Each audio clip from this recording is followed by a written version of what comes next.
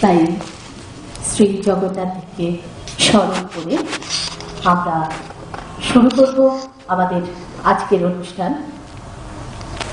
আজকের সন্ধ্যা একদম ভিন্ন স্বাদের একটি সন্ধ্যা। কোনো গান নয়, অভিনয় নয়, নৃত্য নয়, আছে শুধু যন্ত্র সঙ্গীত।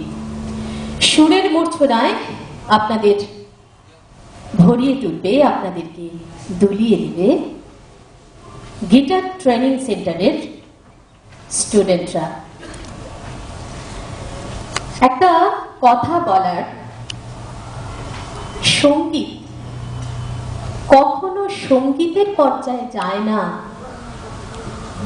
সঙ্গীত শিল্পীরা কখনোই মঞ্চ দাপিয়ে একটা শীর্ষস্থানে পৌঁছাতে পারে না যতক্ষণ না আবহ সঙ্গীত তাদের সাহায্য করে।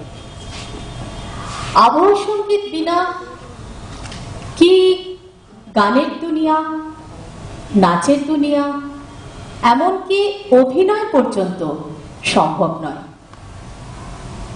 চলচ্চিত্রে যেখানে অনেকখানি চলচ্চিত্র যখন দেখা যায় যে অনেকখানি পিছিয়ে পড়ছে, কোথাও থেমে যাচ্ছে, তখন তাকে এগিয়ে নিয়ে যায় সঙ্গীত।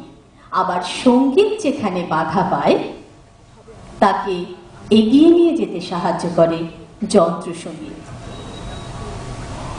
এই ভাবনা চিন্তাকে মাথায় রেখে আমরা আজ আয়োজন করেছি শুধুমাত্র আবহ সঙ্গীতের সন্ধ্যা।